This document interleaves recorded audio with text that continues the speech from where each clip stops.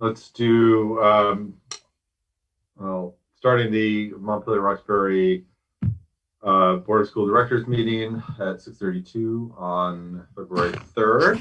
And let's do roll. Emma? Here. Gil? Here. Ryan? Here. Let's Andrew? do Here. yeah, starting the Montpelier-Roxbury Amanda? Board of School Directors meeting at 6:32 Here. on February 3rd. And Jerry? Let's do roll. Here. Emma? Here. Gil? Anakit here. Here. Ryan? Here. Let's Andrew? do T. Here. The one who, yeah, starting the Montpelier-Roxbury Board of School Directors meeting at 6:32 Here. on February 3rd. And I Jim think, it said he couldn't make it. okay, is he the 850 number? Yep. Yep. Okay. Anyone I missed, you're all jumbled with the crowd. Okay, excellent. First order of business is public comment. I know we were going to make some room for Laura Merchant and Mary Zentara to talk during public comment. So this is a time for you to go. Anyone else as well? And just a reminder, I know probably a lot of people want to talk about the SRO committee presentation. I just in terms of time, I want to just remind people we've heard quite a bit on it. I don't want to stifle conversation at all, but we've heard quite a bit on it, and the students have taken a lot of time to prepare a presentation. So if we could not dwell on public comment too much, I think that would be considerate to the students and the committee, and give the board kind of maximum time to hear the presentation and ask questions. So, feel free to give public comment, but if it's largely repetitive of something you've said before, maybe either put it in an email or realize that we've heard your comments before. So Mary and Laura, why don't you go ahead, and anyone else who wants to give public comment, please raise your hand in the participant. If you hit on the participant button at the bottom of your screen, there's a raise hand function in the sidebar that comes out. If that does not work for you, after Mary and Laura go, just unmute yourself and shout out. I can't get everyone on the same screen, so I'm not going to necessarily see a raised hand. So, so Mary and Laura, and remember, even though I just said your names, please introduce yourself, including your name, for the camera once you go. Hi, I'm Laura Merchant, and I'm a parent of a student in the Montpelier schools. And with me tonight is Mary Zentara. She's a fellow UVM grad student and also a Montpelier resident and parent. So when I first learned about the petition to remove the SRO position in the Montpelier schools, I thought it was a really bad idea. And I wondered what would happen primarily in an active shooter situation if we didn't have an SRO. So I decided to do some research about SROs and see if they made schools any safer.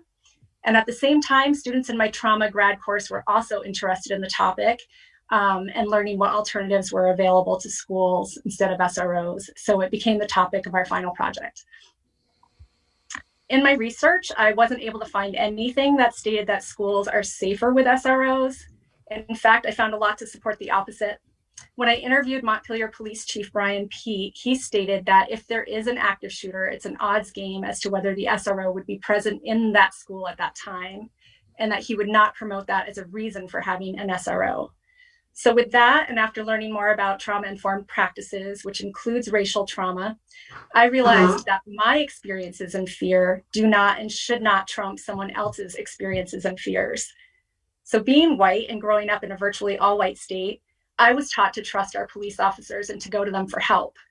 And that was my experience. So the opposite is true for the Black community. Parents have to teach their children, particularly their boys, what not to do in the presence of a police officer in order to avoid being shot and killed. So what we're seeing in our country right now with police officers time and time again killing Black men and women, it might not be happening here in our community, but it doesn't remove the fear and trauma that police presence causes and the systemic problem that we have.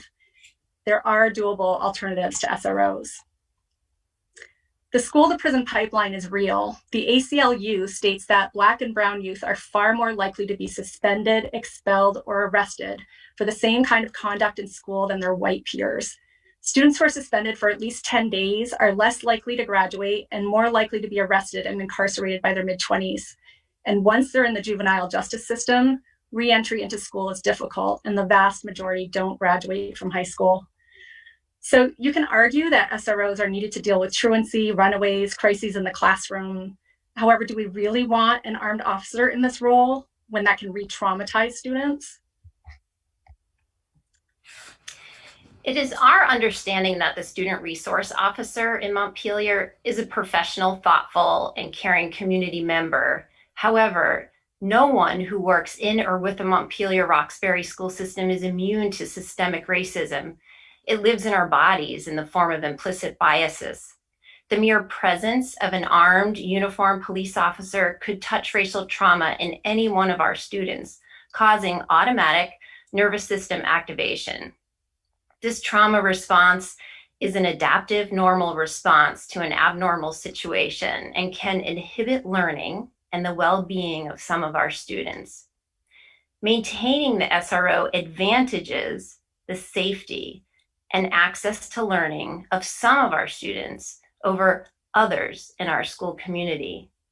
It is for this reason that we ask you to vote for the removal of the student resource officer and replace the position with trauma literacy for all staff and students in a trauma-sensitive restorative school system. Thank you.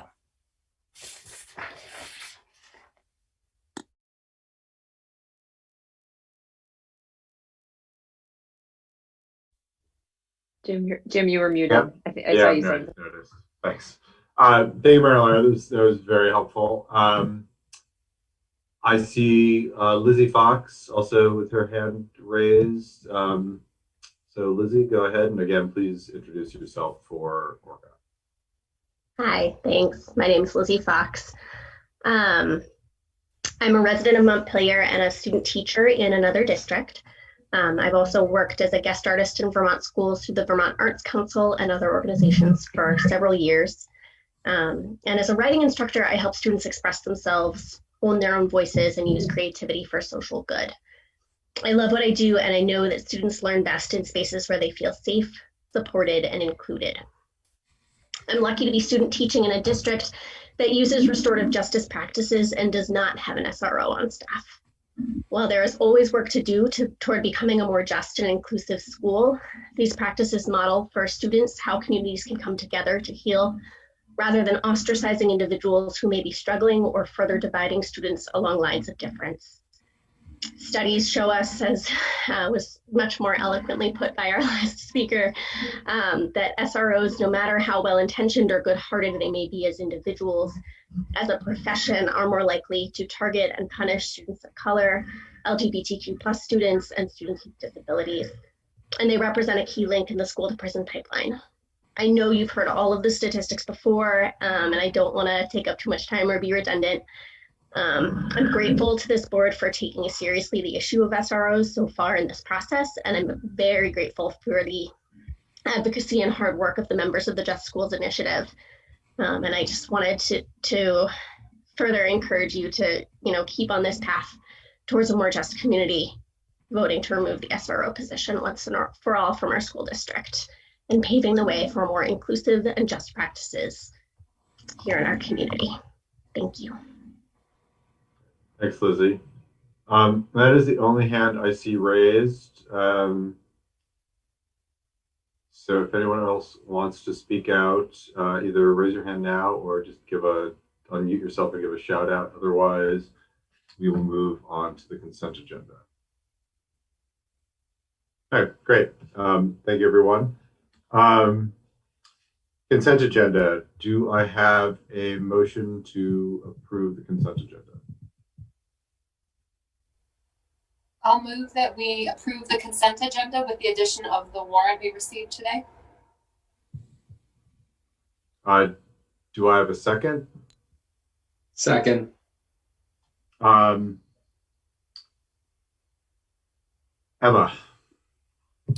Aye. Jill, Aye. Brian, Aye. Andrew, Yes. Aye. Mia? Hi, and I do have a question, but it's not like discussion or anything, so I can wait till after the vote. Oh, sorry. Amanda? Yay. Jerry? Aye. I think I got everyone who is here, right? Yeah, Mia, your question, and then also just Libby, were you going to give a quick update on the vaccination thing? I can. Yeah, if you could do that, that would be great. I just, as an update, we had discussed this in a couple of meetings ago. More information came out from the administration, so I thought it might be good to get an update and see if we still want to kind of weigh in with the administration. So, Mia, why don't you go to your question?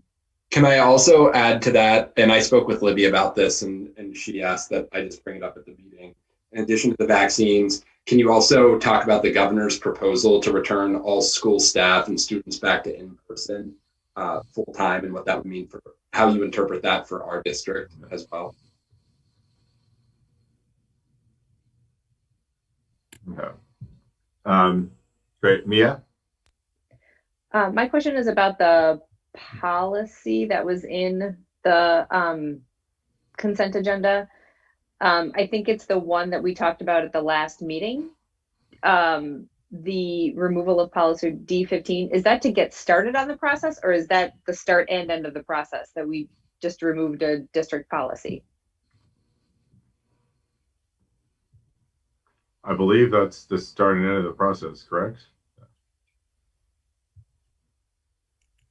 I would recommend the policy committee check in with the VSBA, but from my limited knowledge, because we've never actually rescinded a policy under my superintendency, so I'm not positive that the policy committee reach out to Sandra Cameron over at the VSBA just to make sure that that is the process, that you just have it as consent at some point. And if it's different, then we'll correct it.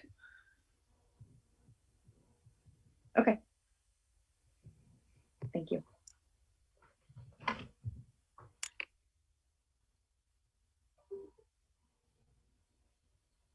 Okay. Libby, you want to give those two quick updates? Sure. And when you say approve. vaccination, just to be clear, Jim, you're talking about vaccination of educators, correct? Yes. So the state officials have, as probably most of us know, talked about prioritizing people based on death rates, which is completely and utterly understandable. So they've prioritized 75 and above right now. They have a limited supply, which is apparently increasing under the new administration. However, they still have a limited supply of vaccinations, and they need to decide how best to use that limited supply. The CDC has recommended that educators be part of the 1B. Vermont doesn't seem to have a 1B.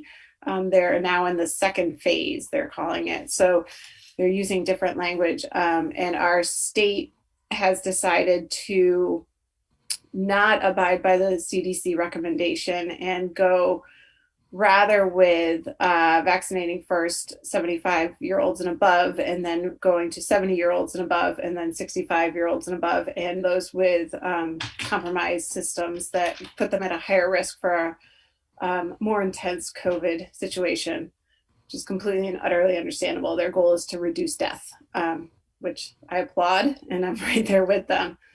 That does, however, leave our educators out, and other essential workers who are not healthcare workers out of the fold for vaccinations for the time being.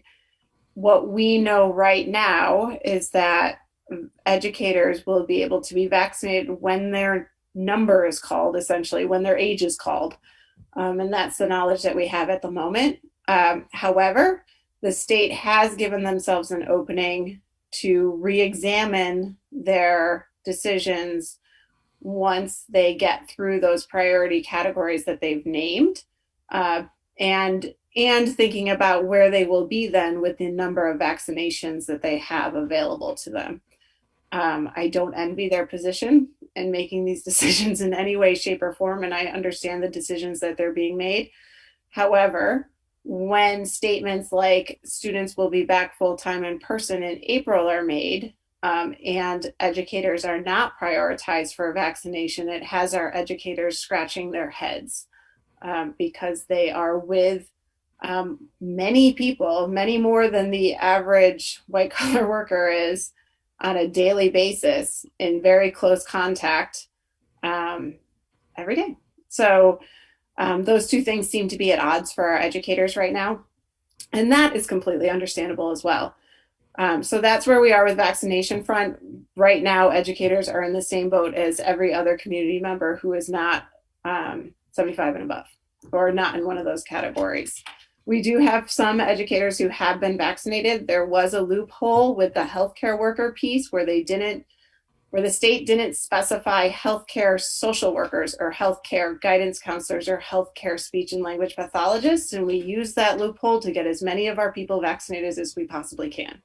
So, and I call it a loophole, it probably wasn't, but I don't mean to make that sound like a negative political statement in any way, shape, or form. So, but some of our guidance counselors, some of our social workers, some of our speech and language pathologists, we got them the information they needed and they were able to get a vaccination.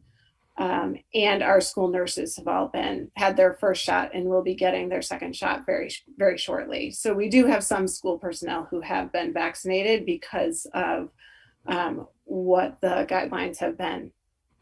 As far as reopening, Andrew's question regarding reopening schools in Vermont, the governor and the Secretary of Education have made the statement that by the end of April, schools could be back in session full time. They have not given any changes to the guidance around that piece.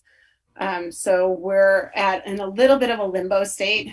And in addition to that, the way that we designed our system, which we have a remarkable bit of evidence that has worked up until this point with only one interruption in our schooling up to this point. And that was in very early October.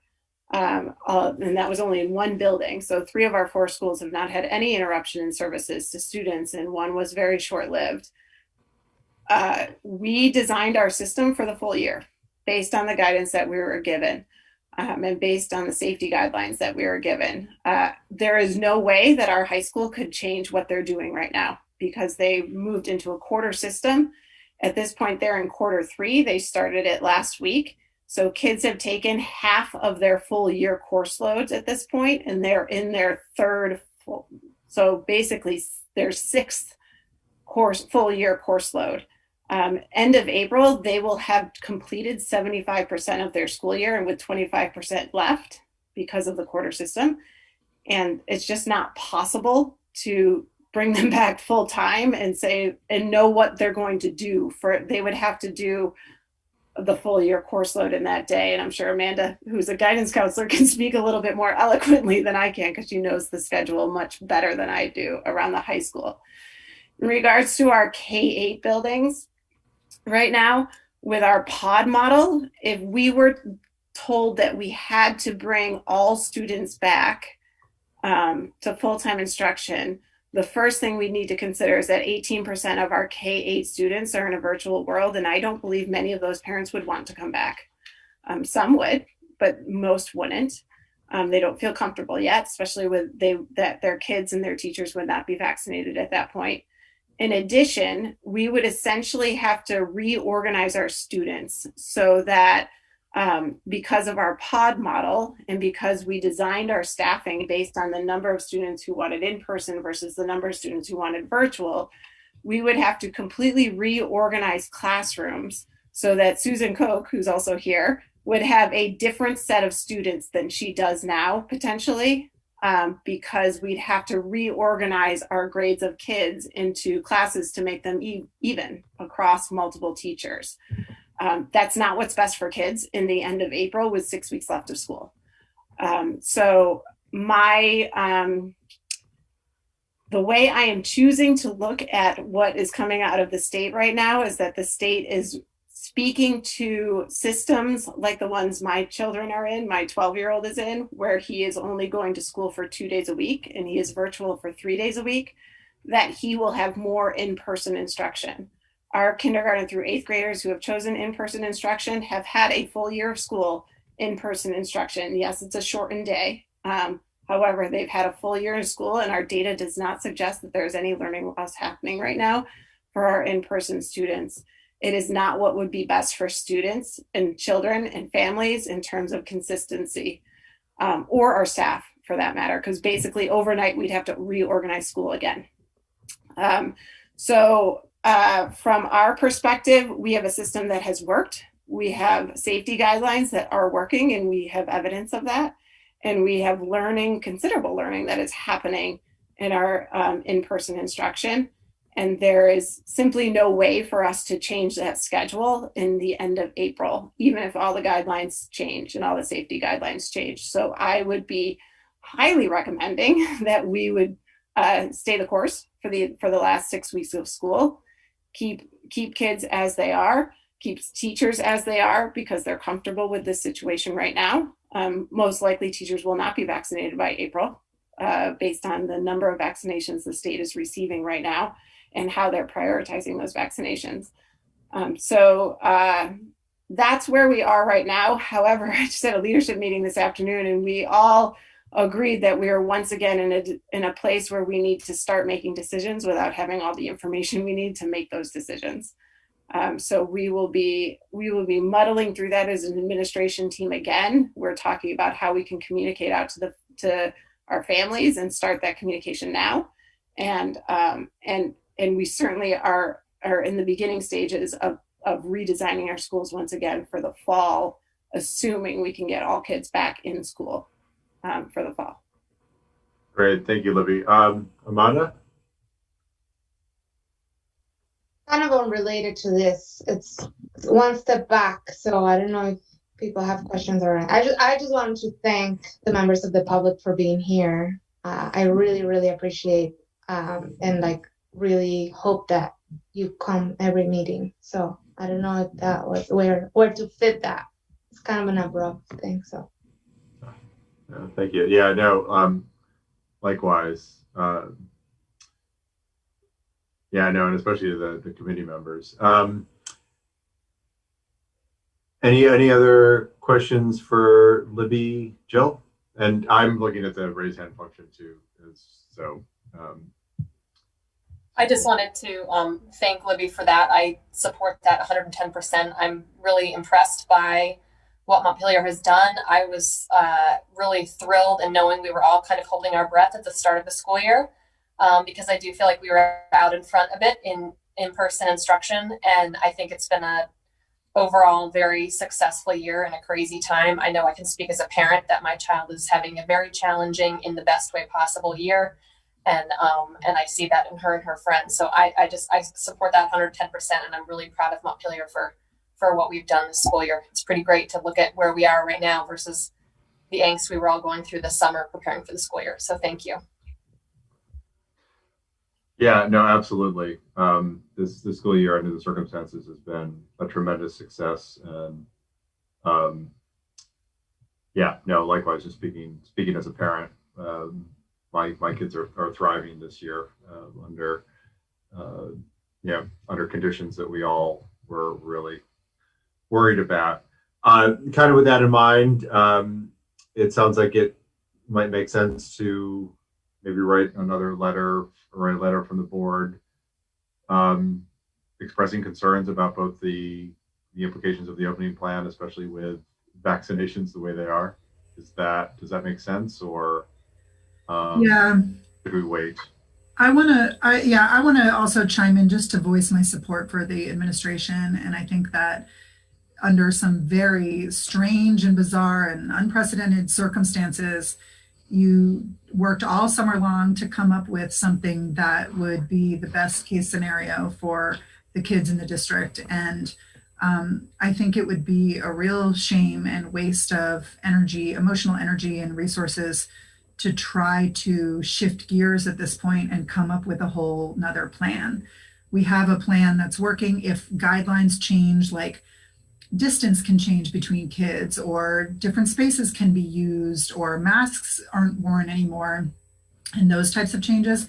But to have to completely shift gears and talk about changing dynamics of classroom, assignments, and it doesn't make sense to do it at this juncture. It doesn't feel like it makes sense to do it at this juncture. So I would do everything within our power on the board to support you in sticking with the plan that we have through the end of this school year. And I think everyone's eager to get back to normal. And I share that eagerness, and I think everyone does. But I don't think we should do it, at the detriment of the resources that we have in our district. Yeah, I thank you for that. It's not what's best for kids. That's the bottom line. Susan Koch has made a beautiful relationship with her first graders. And I know that because I know Susan and I know what she does, but she's not going to do that in 6 weeks with new kids. And then if you move up into the third grade, just to further the point, third grade starts SBAC testing, which they have not canceled yet. I say yet, maybe they will. But so that happens in May. So can you imagine we reshuffle classrooms for our kindergarten and 8th grade at the end of April? So it starts May 1st. Then we put them in SBAC testing and with new teachers and new systems and new kids around them. And then it's the end of school. It doesn't make sense for us. So I think I would encourage the board, if you do write something to the state, it's what we've designed as a district is working. And it's what's best for kids is to limit the number of transitions they have to do right now and keep them in something that they now know and they're comfortable in. And we have lots of evidence around that, rather than in this crazy pandemic that we've got our kids in right now, changing it up again. It just doesn't make sense to me. Unless you have my kid, which is only 2 days of insert person, then he can go to school more. That's fine. I was gonna say that exactly, that I will just strongly suggest that it is this is what works for us because of all the work that's been done, because that we know what's good for our kids, but that some districts do actually want to go back, and so or some educators and those kids that are only going 2 days a week. So it's like two levels. One is like the vaccine, like our educators have been going to school 5 days a week in our elementary school, we want them all vaccinated now, no matter what. That's one conversation. And the other conversation is like the transition to go. It's like, for us, this is what works because of the great job that the administration has done to get us to where it is. And it doesn't make sense for our kids. Now, I'm just to not be advocating for other people that might not work for them. They might want to go back. Emma? Just quickly piggybacking on what Amanda said, I think, the only place where I would see sort of making flexibility and changes would be for people who chose virtual initially and now would like to join in-person instruction. And if there was, a manageable number of those families, then maybe we could allow for that. We don't have the staff. So if the board is willing to hire teachers for in-person instruction, which we won't be able to hire, we don't have the staff for it. I've been in contact with Jim quite regularly. We have literally 3 seats open under the guidance at the middle school, 3 for 3 children, and they have to be 7th graders. They can't be any other grade. I'm more talking about if the state issues new guidelines around space and distance and that would allow for you to increase class sizes again slightly, if those types, and those are a lot of what ifs, I mean, it seems like and my suggestion is that I draft a letter and include it in next meeting's packet, and we can kind of wordsmith and agree on it and send it out. Is that just giving districts the choice in April if what's working now works, and maybe giving them a little more flexibility to change if they want to change. But it seems like a mandate to change doesn't work for Montpelier, and it may not work for many other districts as well.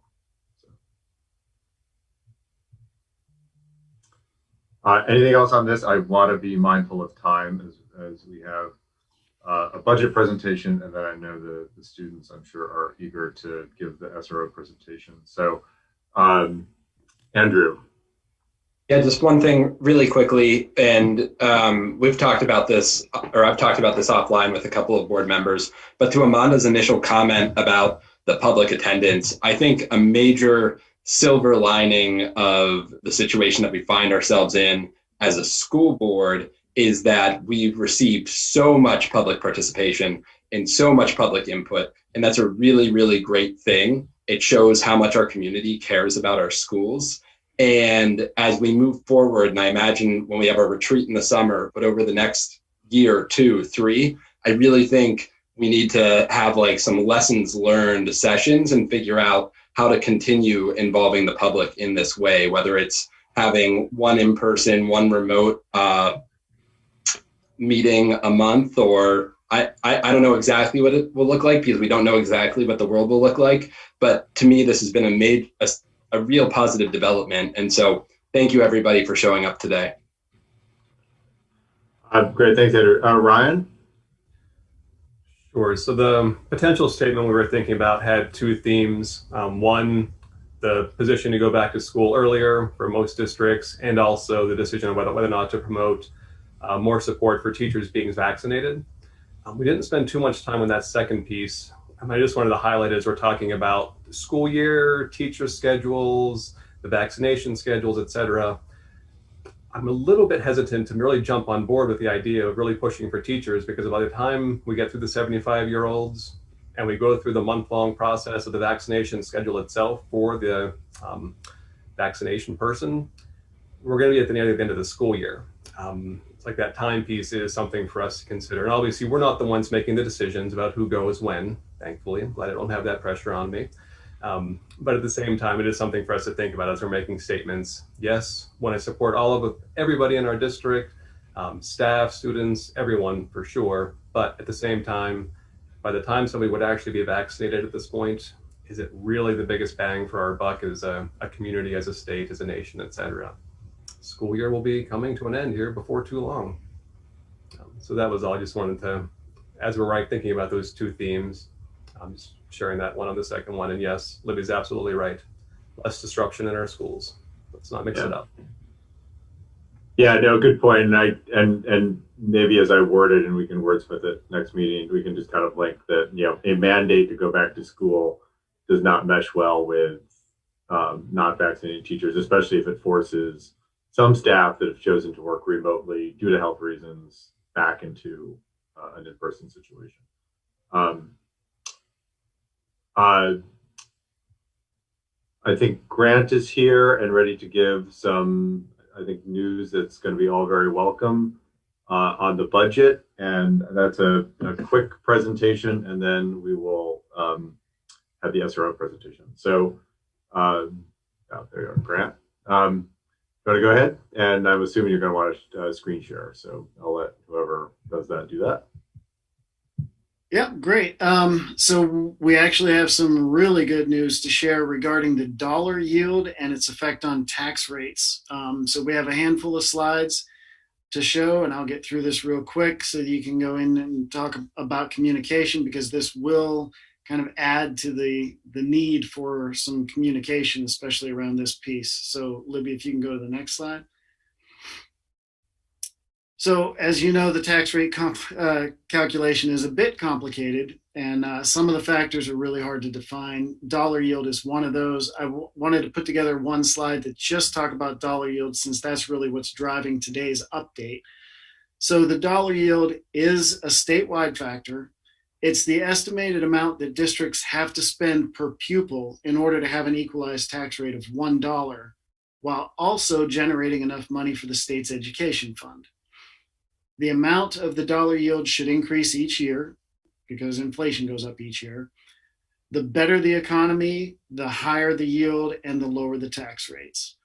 The dollar yield that we are supposed to use is estimated by the tax commissioner on December 1st each year, but it isn't set by law until usually after town meeting day, which is why a lot of times our estimated tax rate ends up being off because it gets set by law well after the budget process is done. So for FY22, some specifics, a little quick recap. The tax commissioner recommendation was $10,763. We anticipated that it was going to be set higher, and so at the last presentation, we were using $10,863. The big news is that House Ways and Means has passed a bill that actually sets it at $11,385. So a huge increase. That increase decreases the Montpelier tax rate by 8.7 cents. And to give you kind of a feel for the magnitude of that, if we wanted to cut the tax rate by 8.7 cents without a dollar yield change, we would have had to cut the budget by $1 million. It does also decrease the Roxbury rate, and I don't mean to kind of belittle that, but Roxbury's rate was already decreasing, so this just makes it a bigger decrease. I will warn, though, this is just House Ways and Means, so it still has to be set by law, but this is a good indicator. So next, please. So the updated dollar yield dramatically changes our tax rates, obviously, but it does not change the overall budget, our education spending, or our spending per pupil.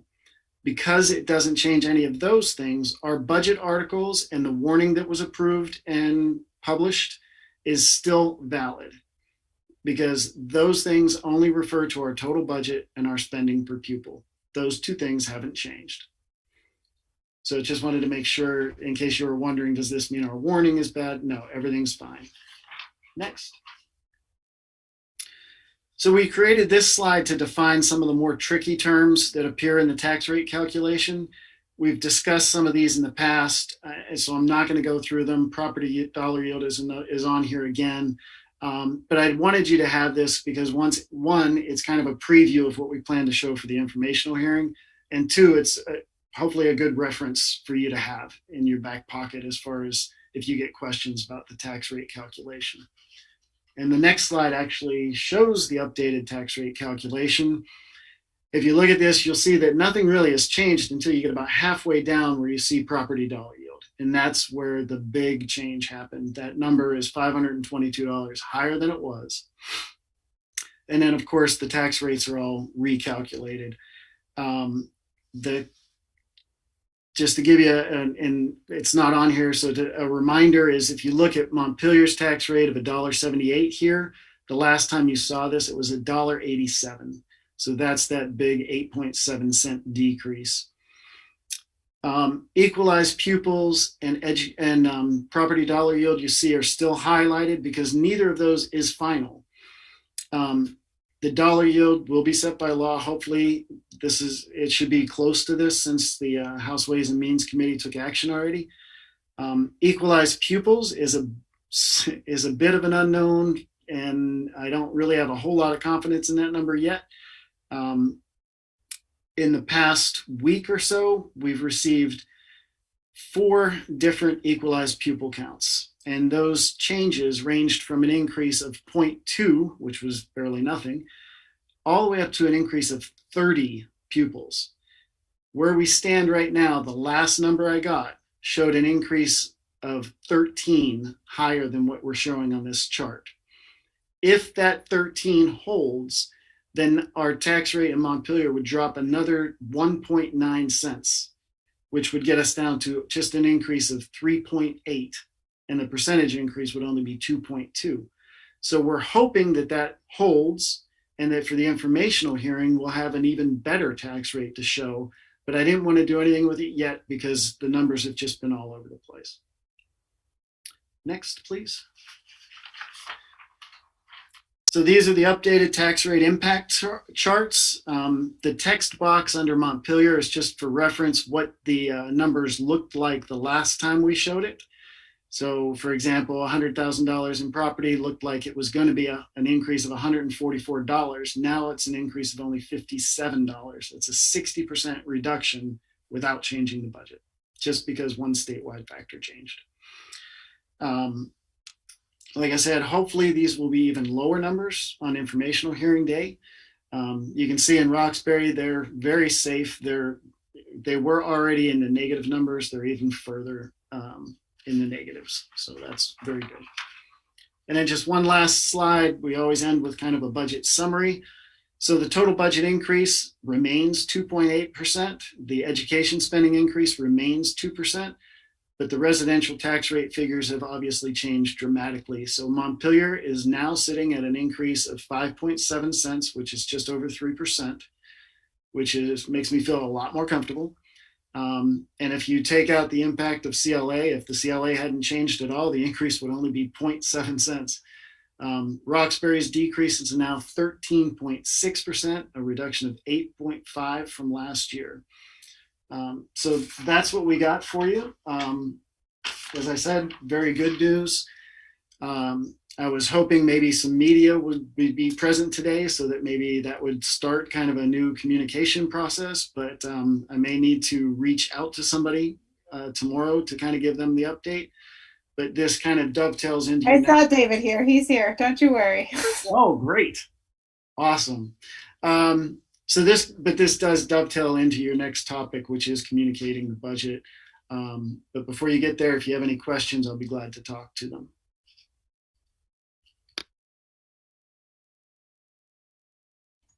Jill, I see your hand. Yeah, questions for Grant, and yes, Jill. Grant, I was wondering if you could explain a little more why the equalized pupil number fluctuates that much, because isn't that like a head count based on like the age or special education? Like, isn't that like a hard number? Oh, Jill. Oh no, there are no hard numbers, Jill. Be professional, Grant. Be professional. I think it's important that the board and folks listening understand, and I'm actually kind of curious that it's fluctuating that much. Yeah, well, the first number that we got was an increase of 0.2, which kind of makes sense because you can, an equalizing ratio tweak might do that. Some late reporting district might make a minor change. Then it went all the way up by 30 kids, which made no sense. But that was a pure mistake in the spreadsheet that the AOE did. I pointed it out. I expressed concern because our poverty number went up like 20 kids and our poverty, the raw data didn't change at all. So it made no sense. The number that's up 13 now, it's a little surprising that it's up that much. But as I look at like the prior year for how much weighting we got for poverty, it's pretty similar to last year. So I'm hopeful that it's the same. But what changes is the statewide data system is really tough for student informations. And so pulling that data in from that new statewide student information system has been challenging, and it continues to be. And some districts are late to report, and all of that has to get factored in whenever they do this equalizing, which basically brings the total number of kids back down to the 2-year average ADM. So as any number changes, they change the equalizing factor. The AOE has frozen that equalizing factor, so that won't impact us anymore. The only thing that could impact us is if they look at our data and find out that something got messed up. And hopefully they've looked at that enough times by now that we should be good. But in addition to just the overall student information system, the other piece that's tricky is your like free and reduced data, your English language learner data. All of those pieces have to be weighted. So like if you have an English language learner student, that doesn't count as one student, that counts as 1.2. And so you have to look at all that raw data and make sure that's calculated correctly.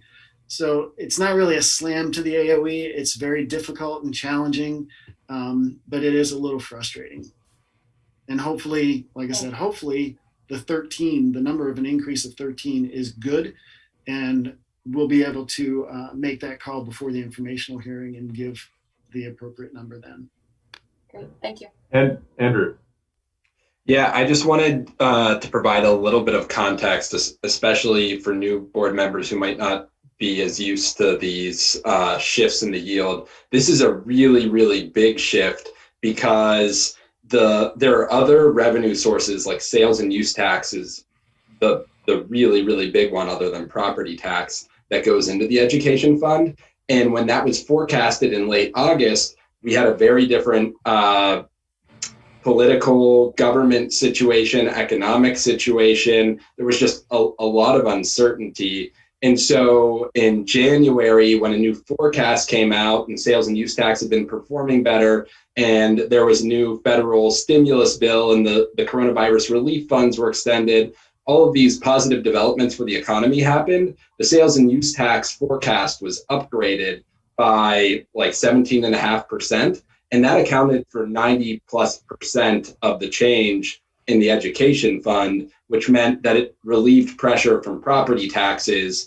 And this is the result of that. So it's all kind of connected because we have the statewide education fund.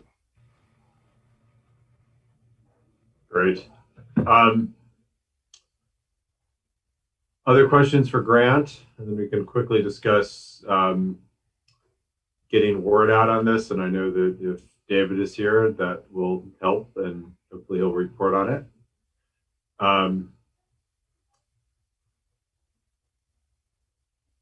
Great. So in terms of communicating out, obviously, a story by David would be very helpful. Also, Andrew has I'm being shameless. Sorry. Andrew has offered to write an op-ed. We can also post this and other presentations Grant has given on websites. I think it's on the district website already, but feel free to share the link on Facebook or Twitter. And obviously other ways, talking to your community members, answering emails, etc., are great ways to communicate this out too. But obviously this is a big change in the budget, and I believe most of us have received several emails when the number was up around 8-9%, with some very legitimate concerns about that being a difficult number for many households. So let's think about ways to get it out. We continue the conversation next week. Any comments on that or questions? It will be great to. Oh, can I raise my hand? Go ahead. I think it will be great to maybe just like really reach out to community to like asking for like if they have questions before like all this week, like do a Google form with you have questions about the budget coming, like here we are willing to respond to any of the questions that are like, because it takes work to go to the website, find each school board member, then there's like all these regulations that way, which is like really have and like get people to ask questions if they have it before they go. And I mean, I think I developed a bunch of questions which I have not sent to Grant that I had like that, like, and plus some of the questions that are coming in around like the Roxbury. So developing that Q&A in the next week or so will be really important to just say, why is this Roxbury so expensive? And, how did you figure this out? And what, like, what are the things that, so I think like having that as really accessible, plus a space for people that can ask the questions without having to go through the website to find like emails of board members and things like that. So you're suggesting that Libby and Graham put together like a FAQ? Yeah, we talked about it last month. If you all send me the questions that you're getting, we're happy to do that. We haven't Sure. gotten any questions from our end. So if at least I'm speaking for myself, I don't think Grant has either from the community. So if you email us the questions, we're happy to do that. Jill. Speaking as a shameless stealer of other people's ideas, is it appropriate for the Montpelier-Roxbury school social media stuff that Anna does have just a, hey, update for in preparation for town meeting, the tax rates are XYZ, because then I can and others can share that on social media rather than sort of recreating our own message. But if that's not an appropriate ask. No, we've already got a plan. We had that well in the works. Yeah. Yeah, and remember all these numbers right now are and will be for a while estimates. So yeah, we were waiting for the social yes. media blitz until we were closer to town meeting day. I mean, I think that's important to say to people. You know, these are, which is a reality that many people don't know, that these numbers fluctuate and that's how this works. And this is why we need a new system, but that's beside the point. That, you know, I think community people need to understand that this is where we're at.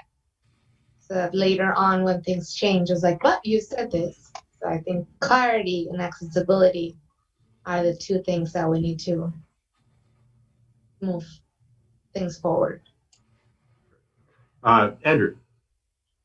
Yeah, just a couple of quick things. So the budget numbers that people will be voting on, those are set. Those aren't going to change. What changes is what to a lot of people is the most important thing, which is what am I paying, which is based on the tax rate. And that's based on all of these different factors. So I just want to clarify that for members of the public who might be interested, anybody who might be interested, that the budget numbers will not change. It's just the tax impact changes based on these other state variables. And, you know, I feel like we have pretty strong estimates right now, but when you're in this environment of really tremendous uncertainty, there are fluctuations that occur. And fortunately, the fluctuations have moved in a positive direction. And that's a reflection of the general economic well-being of the country and the state. So just put that out there. Yeah. Ryan. Just a quick housekeeping question. We've advertised March 1st as our informational presentation date. Have we advertised a time? Is our time set for that presentation discussion? No. Okay. I kind of assumed it wasn't, but I figured if it was, we should probably start sharing it now. So forthcoming. It's typically around like a typical board meeting time. Yeah. That's when we usually do it. Can we offer interpretation for that if people request it, to make sure that that is front and center, that if people need interpretation for that day, that they get it? If somebody does, I would encourage them to reach out to us as soon as possible so that we can set that up. Can we put that in our communications, that if they need that, to ask for it? Mm-hmm.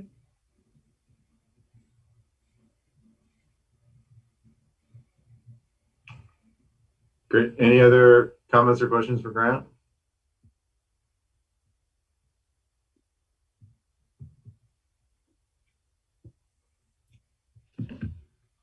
Great. Emma, I'm going to turn it over to you to introduce the SRO presentation. And I'm also going to thank you and the committee for all the great work you've done. I know you've put in a ton of hours and a lot of hard work and good thought. So thank you, and please take it away. Yeah, thank you. It's been a really great process, and I'm so appreciative of all the committee members, and many of them are here tonight. We have Amanda Payne and Will Alexander and Mia Moore, Susan Koch, Catherine Nunnally, and then we've made a decision as a committee to elevate the voices of students on our committee. So our 3 student representatives will be taking over for the presentation portion of the evening. They are Edie D'Onofrio, Eliana Moorhead, and Zach Henningsen. So I'm going to hand it over to them.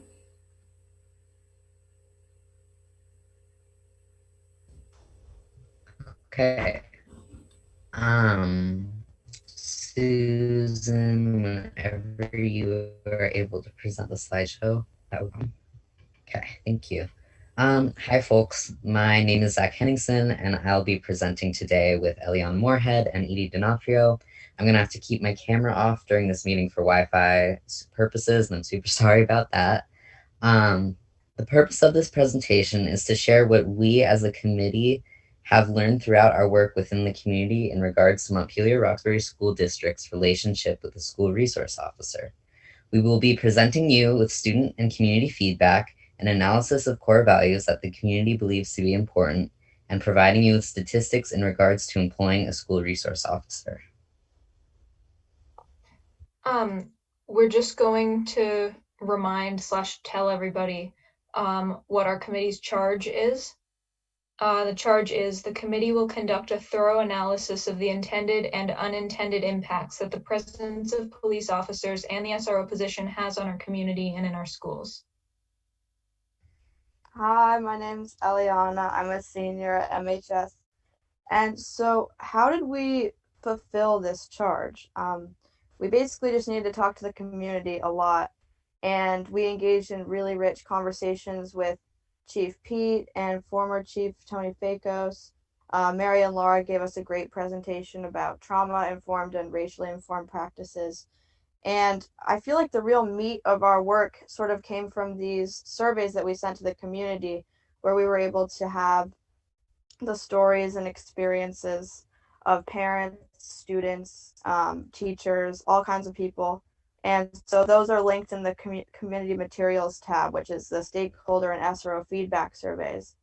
And so after we sent out these surveys and combed through all the wonderful responses, we were able to sort of extract some main core values of school safety that the community sort of represents, and also that can ground this board in decisions that they make in the future. And so, yeah, we'll just jump right into those core values.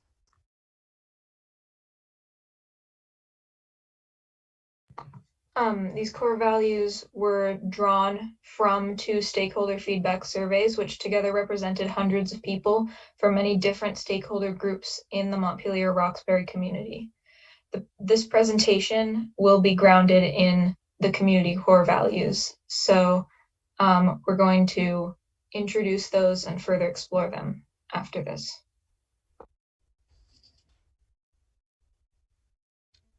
So the first core value we gathered from the community is justice rooted in diversity, equity, and inclusion. And our definition for that is we acknowledge the weight of history, the realities of inherited privilege, and the urgent need to actively embrace anti-racist practices in matters of equity and justice for all members of this community. And so I have some quotes that are directly from the surveys we sent out. And when asked to elaborate on feelings of safety regarding the SRO, a BIPOC female student said, quote, "They do nothing for us except confuse and scare kids. People of color are already scared because of what's going on and what we have to put up with in school. Having an officer there standing around doesn't help to make a kid feel safer," end quote. And when asked what makes students feel unsafe in schools, a non-binary LGBTQ plus disabled white student said, quote, "More than anything else, cops. They make me fear for my own safety as well as for the safety of others, particularly BIPOC students and staff. Ever since I was in elementary school, there have been armed police officers wandering through school, and it's extremely scary and stressful to see that." And from the same question from a white LGBTQ plus female student, cops. Transgender people have a 15% chance of being sexually assaulted by the police, which is much higher if they're people of color. The presence of a police officer makes me feel physically unsafe. And if you'd like to see more of these responses, they are linked in the committee materials page. So next slide. All right. So our second core value of school safety gathered from the MRPS community is compassion, empathy, and belief in each other. Our definition is We prioritize community and our relationships with each other. We care for one another, and we seek to understand each other's perspectives by working through initial reactions to recognize the humanity in others. We believe we each have important contributions to make to our community, and we support each other in doing so. And when asked what makes students feel safe in school, a male white LGBTQ+ student said, "Connections made with teachers and those in power in school settings, equality of opportunities, and a willingness to discuss difficult, important topics." And from a BIPOC, Latinx, female parent or caregiver, quote, "School culture is one of respect, empathy, and one that cares about each other's success and mistakes." And from the same parent or caregiver on what contributes to an unsafe school environment, they said, quote, "A culture of punishment where discipline takes precedence over a culture of restorative practices and empathy," end quote. And I'll hand it over to Zach. All right. Our third community-centered core value is nonviolent communication built on strong relationships. And we define this as nonviolent communication and restorative practices among our staff, faculty, students, caregivers, and the wider community rely on strong, healthy relationships built by listening to and accepting each other. To do this well, we must regularly evaluate our proficiency at honestly communicating with and openly listening to each other. And a few quotes, as we had before, from a disabled white female parent. Quote, "I believe honesty, humility, and respect towards students by the adults in the building would go a very long way. The adults learning and teaching nonviolent communication would contribute greatly to a safe and supportive school environment. I believe then students could feel that they are truly listened to and supported in who they are, rather than who the adults believe they should be. Their opinions and thought processes would be valued, and thus, students would gain agency and self-esteem and want to be more engaged instead of being afraid to engage. If we think a police officer's presence is going to fill that gap in education, I think we are all looking at it wrong. We are then fostering an environment with fear as the center rather than open and respectful communication. People act out when their needs are not being met. We should be looking at that, how to meet the individual needs of every person," unquote. And then from a female white student in regards to having an SRO and how comfortable it made them, "It's extremely comforting / calming to know that if I need to talk to someone trained and knowledgeable is there, like a sounding board." And then moving on to our next slide, thank you. The community's fourth core value is student voice, which we defined as, quote, "Montpelier-Roxbury public school system is a student-centered learning community which values student voice and creates opportunities for their participation in decision-making." The quotes chosen for this value are from a survey done within the student population alone, specifically in regards to how safe they felt with the school resource officer in the building, versus the larger community surveys that the quotes from before have been from. From a female white student, quote, "A little after the schools were closed, I started having rather intense anxiety that just stuck. So before the school year began, my guidance counselor and me put in place a little plan in case I started panicking and needed to leave, just walking down to the main office. I don't remember if we talked to the SRO about it or ran it by them, but knowing that someone was there if/when I needed was really comforting. I also interviewed them last year. Very nice, had interesting insights," unquote. And then from a non-binary student, "I am inherently distrustful of anyone who A, has easy access to weapons that could potentially harm or kill me, B, has such a large amount of authority in my community due solely to their job, C, voluntarily joined an organization that is rooted in the oppression of minorities, particularly Black people. You'll forgive me if I distrust people who, despite having no reason to do so, could kill me or ruin my life ridiculously easily with no guaranteed repercussions," unquote. And that is the end of that slide, and I will pass it on to Edie. All right. So our fifth core value, defined by the committee, is physical safety. And we define that as Every student will have no fear of bodily harm, punitive threats, intimidation, or retaliation from fellow students, faculty, or staff. A few quotes from feedback we received that we feel pertain to and resonate with this definition are one from a parent of color. My kindergartner said, "Mama, why does that lady have a gun? We'd been discussing police violence at home quite a bit since May. That made us both feel triggered and scared. Seriously, why was there a person with a gun greeting children on the first day of school?" And then from a white male student, SROs have the training necessary to keep the school community safe. Teachers and staff members do not have adequate training to deal with many types of threats, both from within the school or the greater community. The SROs help prevent my classmates from threatening the remainder of the class, as well as ensuring that the incident with the individual who robbed the bank went as smoothly as it could have. An SRO also would have been a valuable resource during the potential election turmoil. And then on the next slide, our sixth and final core value that we identified is system-wide standards and nuanced approaches that recognize and support an individual's whole well-being. The definition we came up with was we set system-wide standards based on a broad range of individual perspective and experiences in order for the standards to fit and work for everyone. We understand that individual experiences will affect how we approach meeting the standard. We bring a holistic, trauma-informed approach to accountability and resolution of conflict in order to strengthen each individual in our community well-being. So these quotes are responses from surveys put out by the committee for the purpose of gathering feedback on the community's feelings about the SRO. And the first one was one that I believe Eliana already said from slide 1. A non-binary student wrote that police make me fear for my own safety as well as the safety of others, particularly BIPOC students and staff. Ever since I was in elementary school, there have been armed police officers wandering through school, and it's extremely scary and stressful to see that.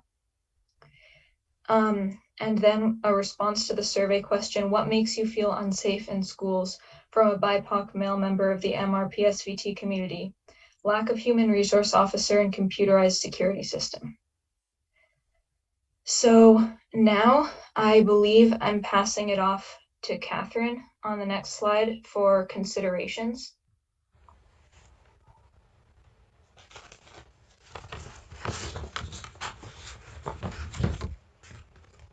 Okay, I'm going to start with talking about the benefits of keeping the SRO position. One of the benefits would be that this position fosters communication and cooperation between schools in our district and the Montpelier Police Department. Another is that the SRO is a resource with specialized knowledge beyond what faculty might have. They can assist on home visits, provide legal information, provide direct support to faculty and staff, and also facilitate in safety drills. The intention of the position is to help keep students out of the criminal justice system. And from the feedback we received, some staff, students, and families feel more safe with the SRO. The relationship with the SRO helps some students get through school without turning to criminal activity. The SRO can be helpful, and it's helpful for them to be familiar already with families when situations in which police are called for happen, and can help with domestic situations involving children. Okay, next, the benefits of removing the SRO. Removing the SRO is a way to act on our equity values and to follow through on our district's plan or policy. It can remove barriers to education for students and families who have shared the very presence of an armed officer is such a barrier. There are a myriad of alternatives that exist that our system could move to besides having the SRO. It opens up the conversation for more creative thinking around safety, justice, and restorative practices to better prepare our learners for life beyond school. It can remove harm from these students. One of the examples of an alternative is a liaison to fill needs such as an emergency response and communication of incidences where students are involved. Another benefit to removing the SRO would be eliminating negative power dynamics. And I will pass it to Susan. So I'm going to talk about some other considerations that didn't actually fall into either category, but we really wanted to raise awareness about these considerations to the board. So one of the considerations was that student voices should be centered in safety-related discussions and decision-making, and we're really happy to have the students help with that right now.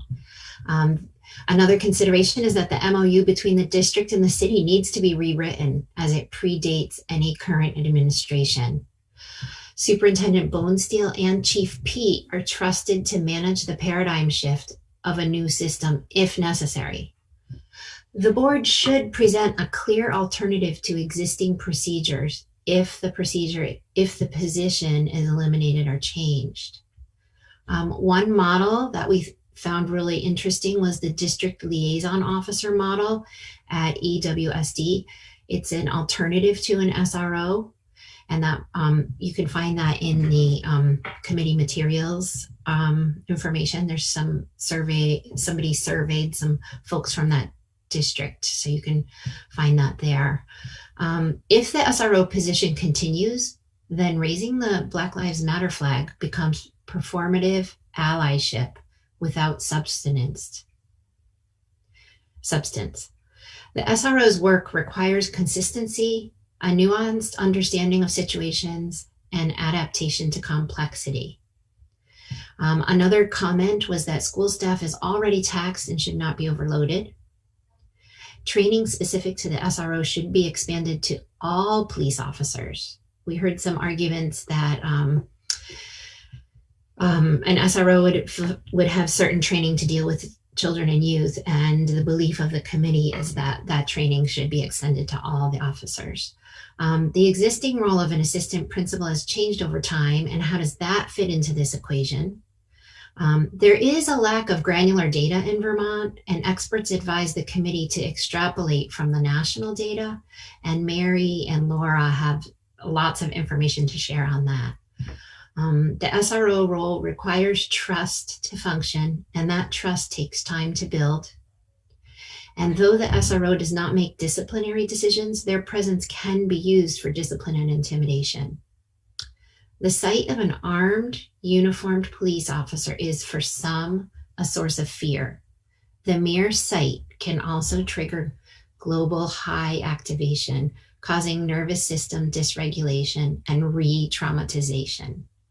So those are all things that we'd like you to consider when you're in your decision-making process. And I wanted to say one more thing. I'm sorry I passed over an important point on benefits of removing the SRO. It can create a safer school environment for BIPOC and LGBTQ plus students with disabilities and help them feel more psychologically safe. Thanks, Catherine.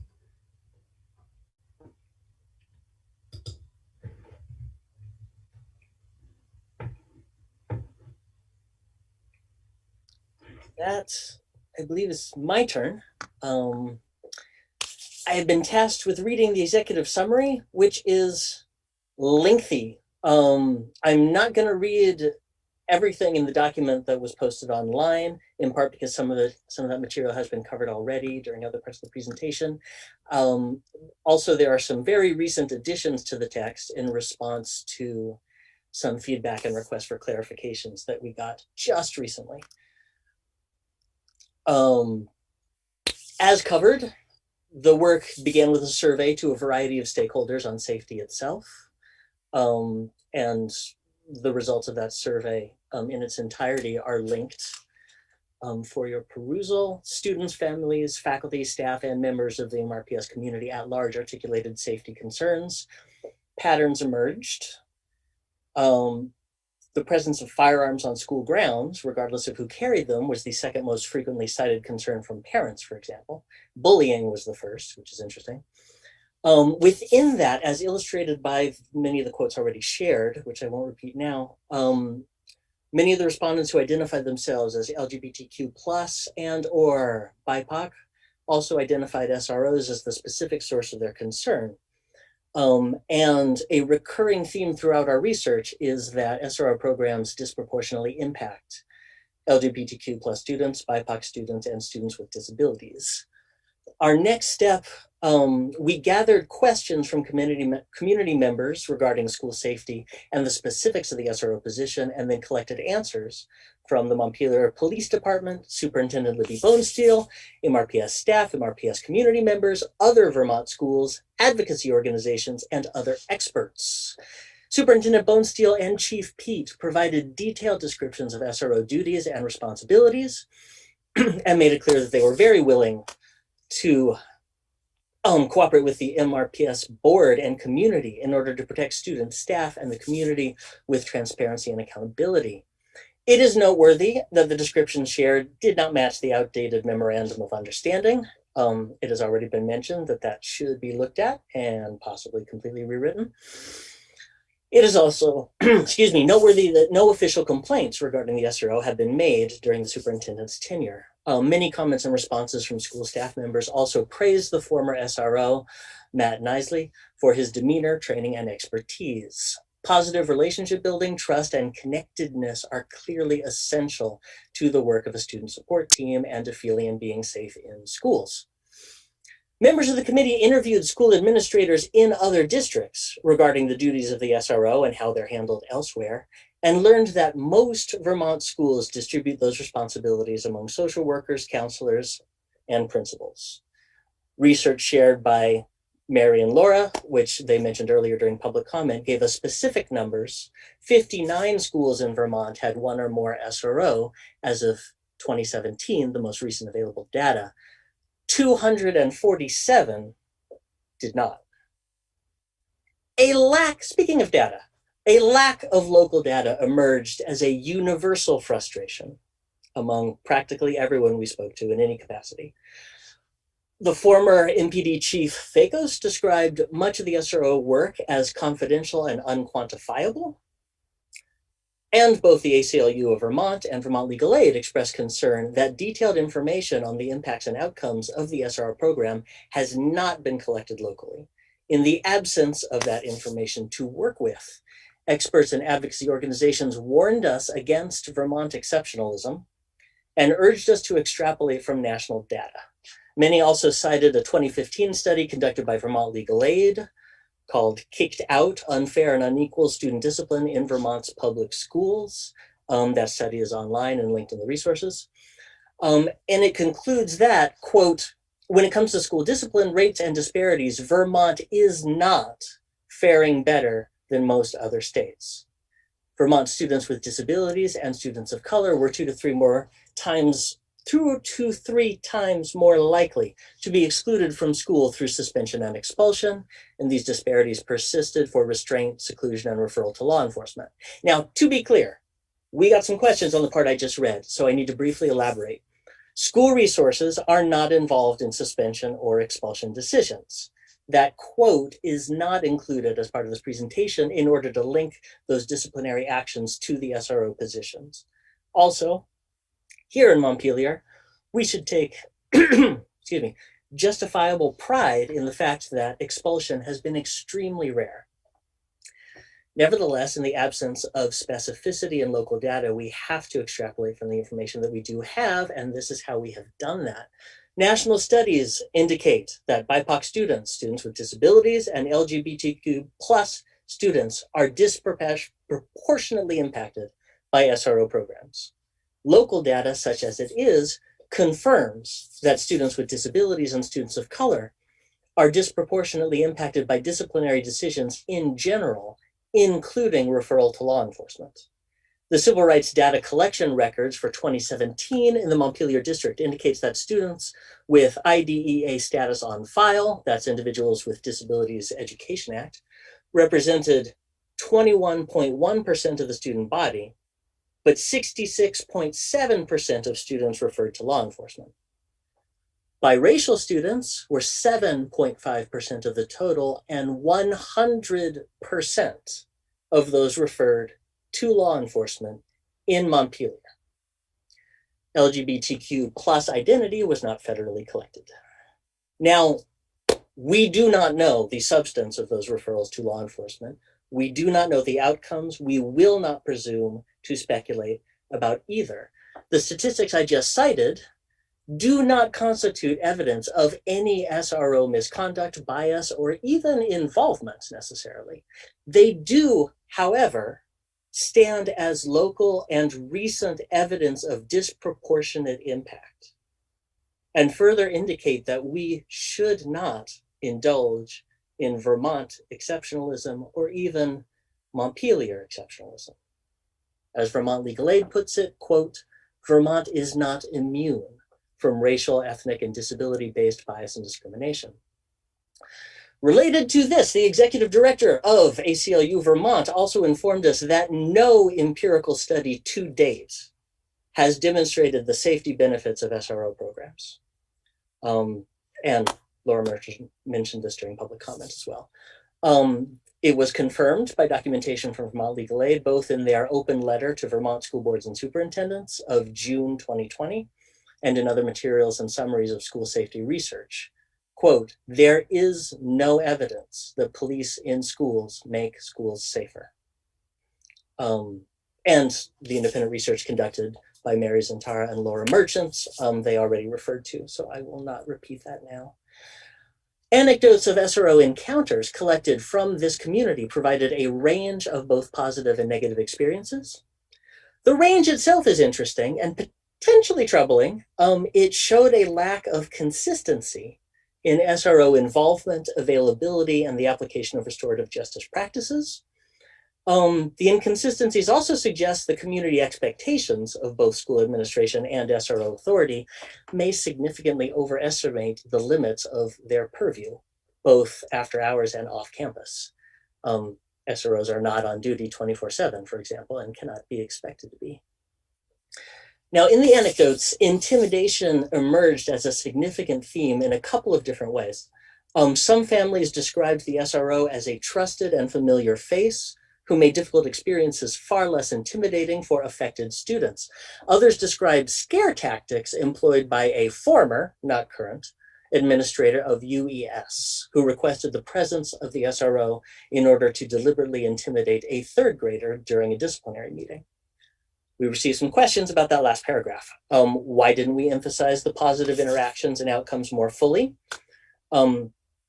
Firstly, I believe that we did. To be a trusted, constant, and familiar advocate in a frightening situation is no small thing. And to have made that situation less intimidating is the important accomplishment to emphasize. Secondly, well, we got more anecdotes of negative experiences than positive ones, so more details would not have communicated a sense of balance. Third, and most important, the elementary school incident described above, the single incident, was selected for particular emphasis because it illustrates a power dynamic directly relevant to our charge, one that does not reflect poorly on SRO conduct, but illustrates the impact of SRO presence. This is important to clarify as much as possible. The guidelines provided by Chief Pete do help clarify that school resource officers do not make disciplinary decisions. This is often emphasized and should be. However, the incident with the third grader described above illustrates how an SRO can become a disciplinary decision by their mere presence or the threat of a disciplinary decision. That anecdote did provoke some outrage, at least on my part, on behalf of the SRO, as well as the student and his family who were deliberately intimidated. Our interpretation was that the former administrator put honorable service to dishonorable use. That incident is also noteworthy because it provides an illustrating example that reinforces the survey feedback from LGBTQ plus students at Montpelier High School quoted at the very beginning of our presentation. I'll refer just briefly to one of them. Quote, "The presence of a police officer makes me feel physically unsafe," and therefore illustrates how easily disproportionate impact occurs independent of officer conduct, judgment, or decision-making.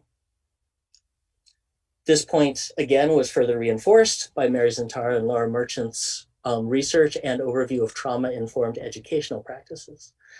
The mere presence of a school resource officer on school grounds can be and has been traumatic to students, especially to students who belong to those three demographics in particular.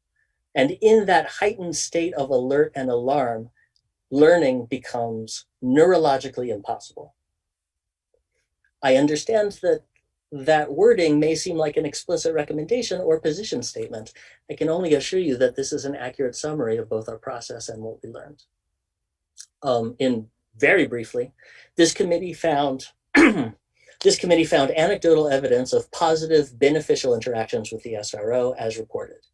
We also found both anecdotal and empirical evidence that SRO programs are detrimental, specifically to students of color, students with disabilities, and LGBTQ+ students. The empirical studies, and there are a lot of them, are among the resources we provided. They are not balanced by an empirical demonstration of SRO benefit because those studies do not appear to exist, either locally or nationally. During one meeting, a member of this committee expressed gratitude for the DARE program, a precursor to the contemporary SRO program, and concern that we are, quote, raising a whole generation of kids to fear the police. That concern might well be accurate, and we may share very serious concerns about the erosion of trust in law enforcement, but we cannot deny that that distrust is present in our district. And this debate that we are having right now is not the cause. The summer of 2020 subjected all of us to constant viral footage of police brutality that had a searing impact on public consciousness. An atmosphere of fear and distrust will compromise the ability of any SRO to establish a rapport with vulnerable students. It also compromises the educations of those same students. In closing, the School Safety and Police Relations Committee commend the board for giving their time and talents to serve the MRPS community, and we appreciate this opportunity to attend to the pressing community concern. There is still important work to be done, whether you vote to retain or remove the SRO position. As Chief Pete said in his interview with Laura Merchant, quote, there needs to be clearly defined boundaries of what the community wants from the police department. We as a subcommittee remain committed to that work, and in the second phase of our charge, we'll provide a broader report on safety through the lens of the district's diversity, equity, and inclusion policy in order to better fulfill MRPS's mission to ensure that, quote, our schools are caring, creative, and equitable communities that empower all children to build on their talents and passions to grow into engaged citizens and lifelong learners. Thank you for your patience.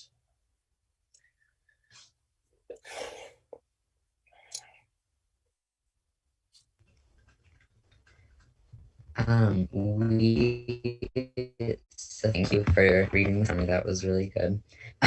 We want to just remind the committee and anyone here of what we and the community as a whole believe, that you should ground your decision, whatever it may be, in these core values. And that is all I have. If any of my fellow presenters or committee members have things to add, go for it.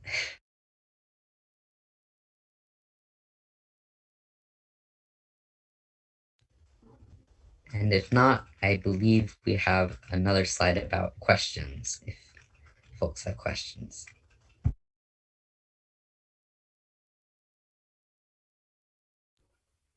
Yeah, so open it up to the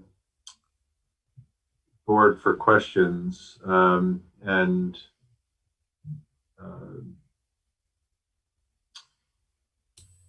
go ahead, Amanda. Sorry, I have no questions. I just want to really, really appreciate all the work that you guys brought today, the voice of the community. And yeah, I'm blown away. I think that is very comprehensive, and I really just want to thank you for that. Yeah, no, and likewise, it was very well put together, and really appreciate the hard work. Emma? I just wanted to say that Eliana Moorhead has volunteered to sort of help popcorn the questions. If board members have questions, she will help direct those questions to who is probably best suited to answer those questions. So I would encourage questions from the board. Andrew. So I also want to echo what Amanda said. Thank you, everybody, so much for your effort, time, energy, empathy, everything that you put into this. I know it was it's been a bit of a process, and it's clear that you really considered you really considered this issue from a range of perspectives, and really put equity front and center, which is something that the board has been striving to do now for the past several years in terms of how you focused your energy on this. So I want to just echo what Amanda said, and thank you very much for your effort on this.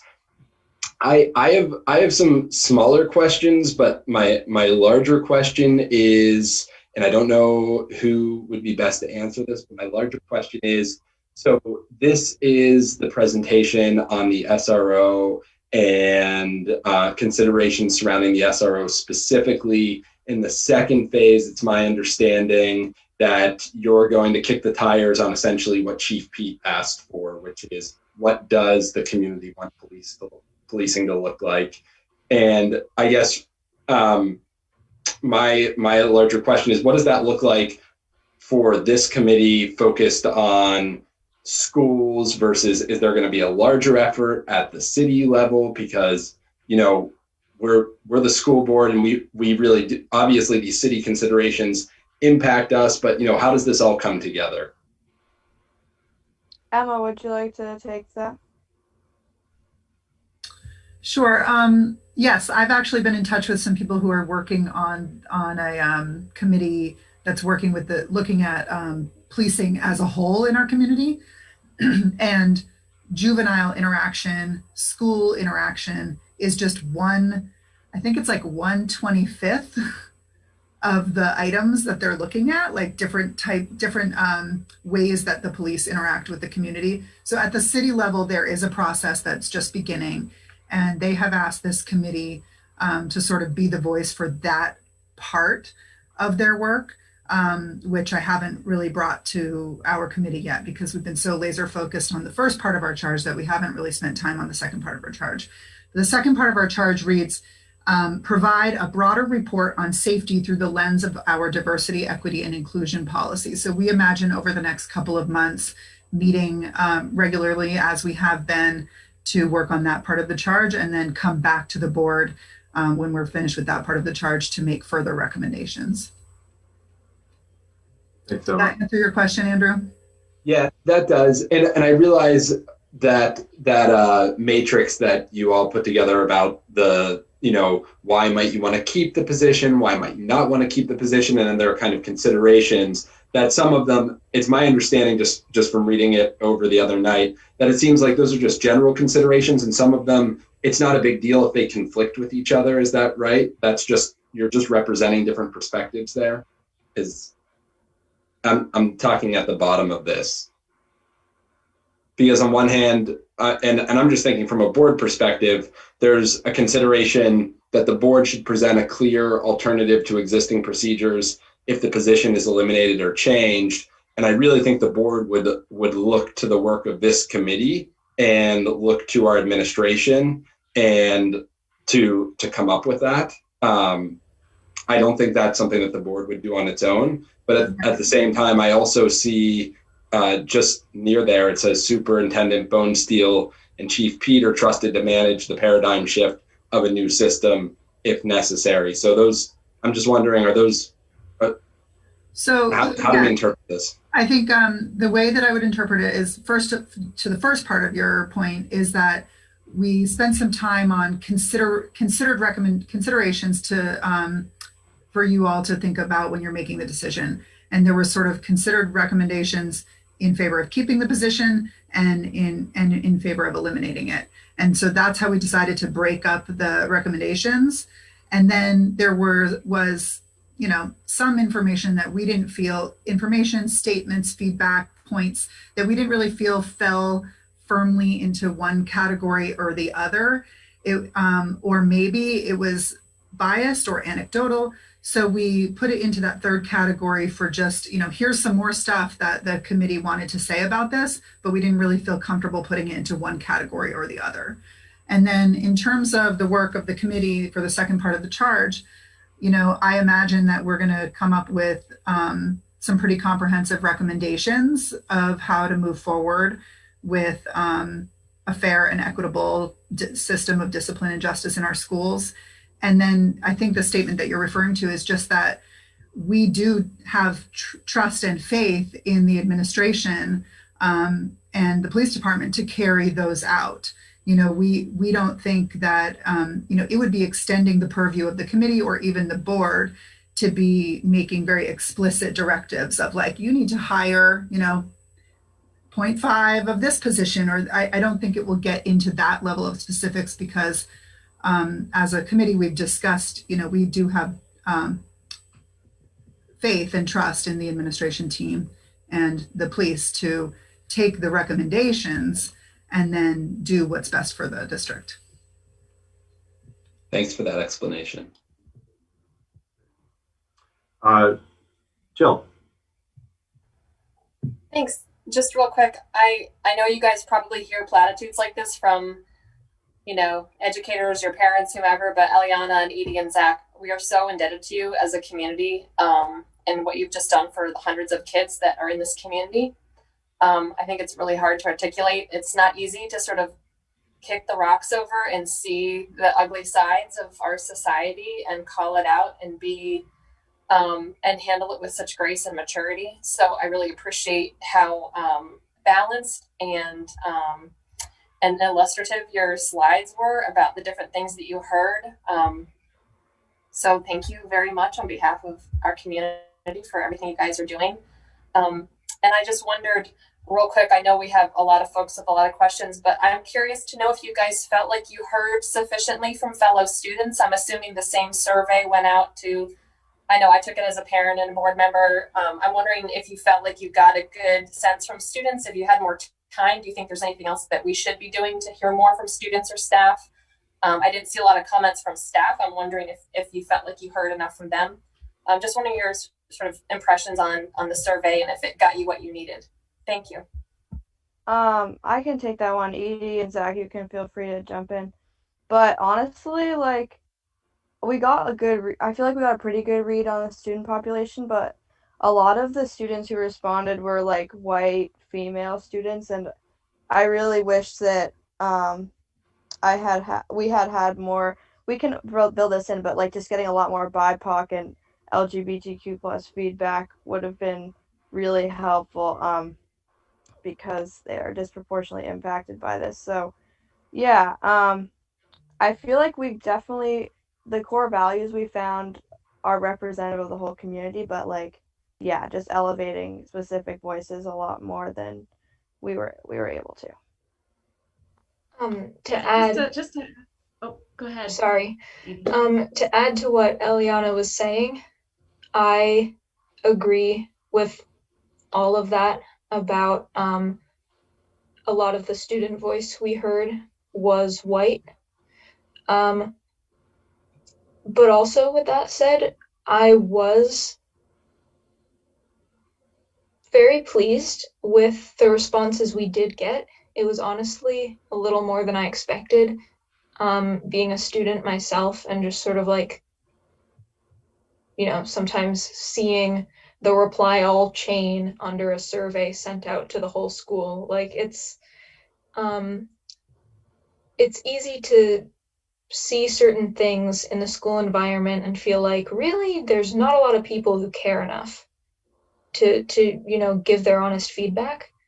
And I feel like we did get a lot of that, although there will always be student perspectives and voices that we don't hear. But I am very glad that we heard all the ones we did. Thank you. Hey, I agree Amanda. with, oh, Sorry. Oh, sorry. yeah, I agree with that, Edie. I feel like I wasn't expecting to get as many like in-depth responses as we did, especially from students who weren't necessarily like directly impacted by the SRO. Like they were able to extrapolate just on like society at large and just like, I don't know. I feel like it was a really good moment of reflection for a lot of students and myself included.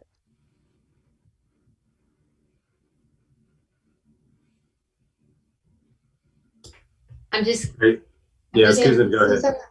I'm just going to jump in here just for a second because I heard a question about educators being represented on the survey, and that was the work that Amanda Payne and I did, and we really took some time to interview at all the schools, all 4 of the schools. We interviewed staff and faculty, and that information is included in your media packet as well. And we found it particularly helpful to talk to school counselors, and the school counselors had a lot of really interesting information for us. And the big message I got from the school counselors I spoke to at Roxbury and Union School was that they are not on 24/7. So they need help for the kind of work they have to do, especially with, things often happen outside of school hours and then are brought into the school setting. So to help kids access learning, we need to take care of them. And so I just wanted to make sure you knew that that voice, that part was in there as part of the survey. Thanks. Yeah, and I just wanted to add too that when we put out the survey, it was around the vacation time. So we didn't get as many responses from, I would say, like faculty and staff. So I would love to have more time to be able to get more of their voice. It felt sort of rushed. And same with students. I think we just had more time. I think we could get a larger voice. But I was impressed with how many people did respond given the short time frame. Amanda.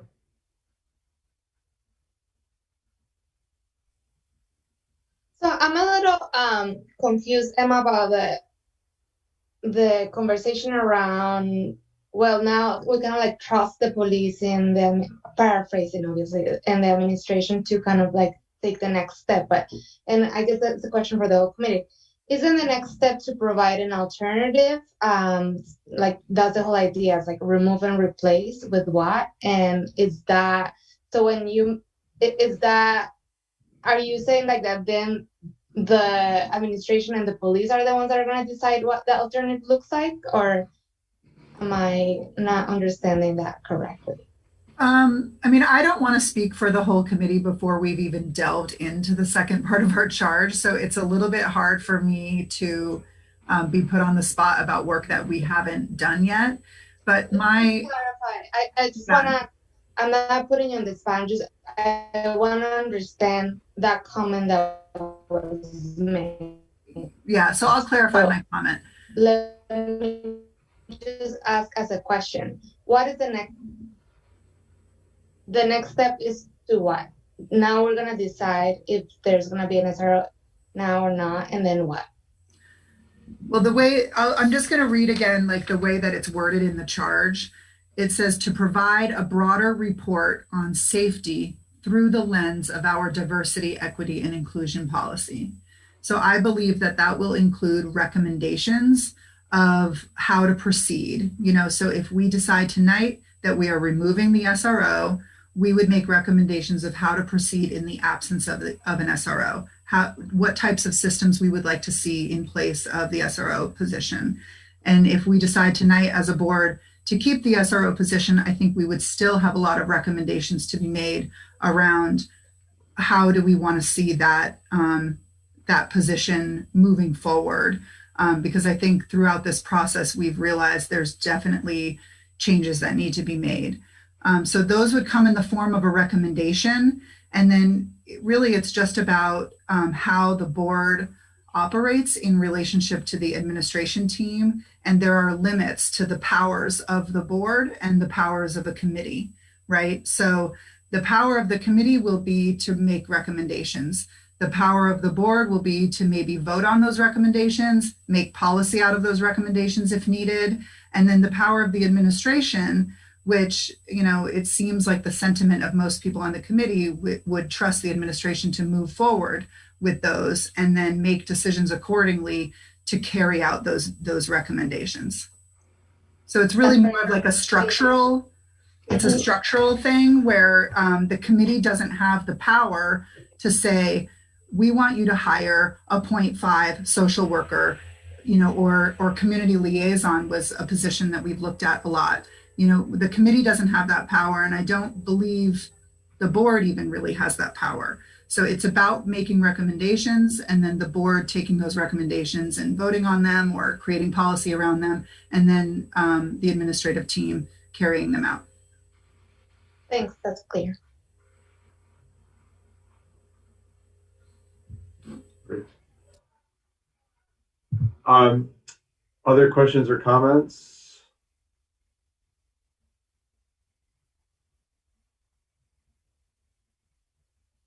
Great. So do we want to move to a vote on what to do with the recommendations? Do we feel we need more time and information? I'm happy to entertain any sort of motion anybody wants to make. Emma. I do just want to make space for any of the committee members who, if you're holding on to something right now that you feel wasn't said in the presentation, or any sort of closing thoughts that you might have as a person that's been serving on the committee since October and has heard and processed a lot of information, that if there's something that you're sort of holding on to in this moment, I think now would be an appropriate time to share that, as long as Jim agrees. Yeah, no, absolutely. I didn't mean to contribute it on us. I would say you did a great job, Edie, of playing traffic cop with the commentary and making sure that everyone was heard. So thank you very much for doing that. Eliana played the. Oh, Eliana, sorry. Yeah. And Will and Catherine, I know, as you know, it's not like you guys had all this spare time, and I'm incredibly grateful for the time and effort you guys put in. I was really glad that you were appointed to this, and I didn't want to exclude my thank you to you guys as well, because I know it's a huge amount of work and it's a lot to wrestle with on top of life. So thank you very much. Thank you. Yeah, also to our administrators and to educators who assisted with this and support staff. The students still deserve most of your thanks, but we'll take some. Thank you.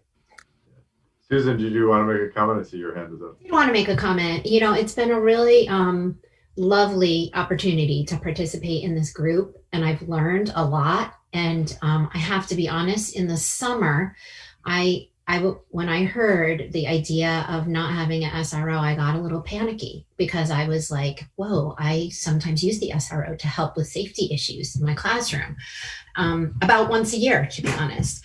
And then as I worked with this group and I learned information and I learned about schools in our state, and I learned about some of the feelings and the feelings of not being safe, my heart broke when I heard about kids in our district not feeling safe at school because of an SRO in the school. It really was upsetting to hear that, because my whole career has been to help kids feel safe so they can access learning.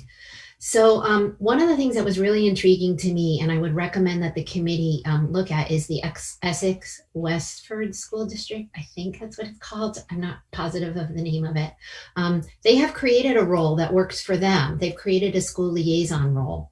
And it kind of, in my eyes, it kind of takes the best of the function of the SRO and removes the weapons and removes some of the disciplinary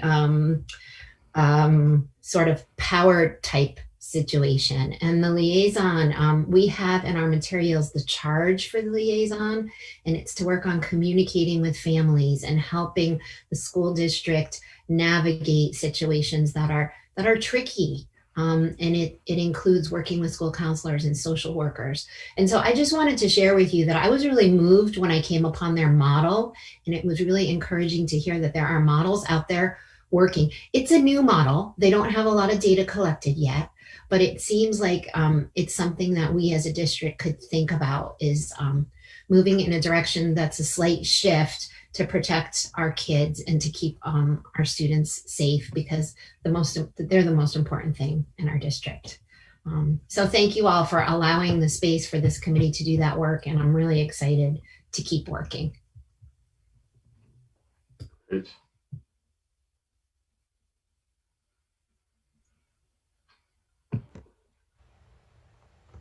Kevin? I'll just second what Susan said, that I may have come into this with my own biases, and after listening to all the testimony and the evidence given, I can't dismiss the voices of the students and the families and the community members, and I do feel like we have been exposed to alternatives that in the MRPS context may serve our schools better than just having the student resource officer. That we could, there's a great potential for successful outcomes when we have a focused collaboration among school staff, students, parents, community organizations and agencies, community members at large. And, the police department is going to have to probably be a part of that, because we are going to have crises situations. We're going to have criminal activity to deal with, safety concerns, and also prevention activities. So, that's going to be a piece of this. And that's why we included that Chief Pete and the Montpelier Police Department are going to have to be at the table to collaborate with the next step. But I do think there's a lot of potential to create a new safety model that could have greater beneficial outcomes for our students and our community. Great, thanks, Catherine. Other comments? I see Mia has her hand up. Mia? I just wanted to say thank you to Susan and Catherine for sharing that, and particularly for sharing and being vulnerable in that way to share your shift in thinking and the journey that you went on through this process, because I think you're demonstrating for all of us the work that we need to do, and I just really appreciate you sharing that with all of us.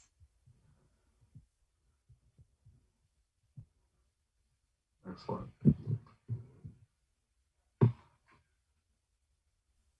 Great. Well, thanks everyone. I echo all the thanks and the hard work that everyone put in and the thoughtfulness.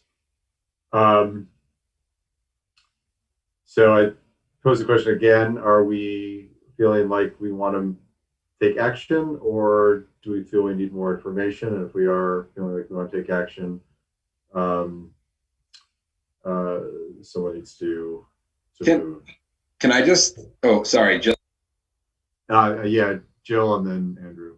Yeah, I'm sorry. I was just going to say real quick that on the agenda, this was posed as the presentation from this group. So I don't know, and I know our budget is already set and locked down without an SRO funding. So I'm a little unsure what the vote would be at this point, rather than in a few months or something. But just curious. Thank you.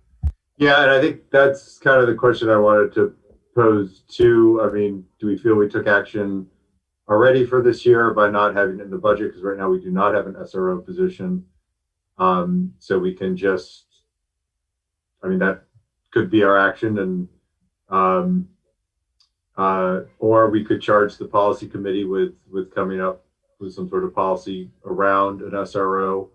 I think, or we could table it. So I think those are kind of the three things. I think Andrew and then Mia, and then I see Emma with her physical hand up. So Andrew? Yeah, so I was just about to ask something very similar to what Jill was. And so I'm just, the SRO, we don't have an active SRO right now in our schools, correct? No, and we don't have an SRO in our budget, correct? Yes. So, in some ways we've already made this decision, but we could memorialize it. And if we kick it to the policy committee, what are we asking the policy committee to do? I'm not entirely clear on that. Especially, I feel like we might kick something to the policy, maybe kicking it is the wrong term. We might send something over to the policy committee once we have the second round of information from this committee. But right now, I guess the question would be, what would actually go to the policy committee? Yeah, and yes, we may want to wait until we get a further recommendation. Emma, I believe your hand was up. Next. I believe that this community and the committee deserves for the board to take definitive action around the school resource officer position. And I don't think, what happened with the budget was a little strange and confusing, even to me, who's very entrenched in this process. So I think, whatever happened with the budget in terms of sort of removing funds from that position, I think that was sort of a separate issue that actually wasn't, it was formally voted on in the form of approving the budget. But I think that the community deserves, after this process that's gone on now for many months, to hear from the board whether we are going to be moving forward as a district with an SRO or without an SRO. And I think that information will be critical to the work of the committee as we proceed in the second part of our charge. If we're making recommendations of how to proceed, the whole time it's been this sort of like confusion with the committee of, so are we going to be making recommendations of how to improve the school resource officer position? Or are we going to be making recommendations of how to move forward with a completely new system in the absence of an SRO position? So I was very eager for the board tonight to definitively make a decision.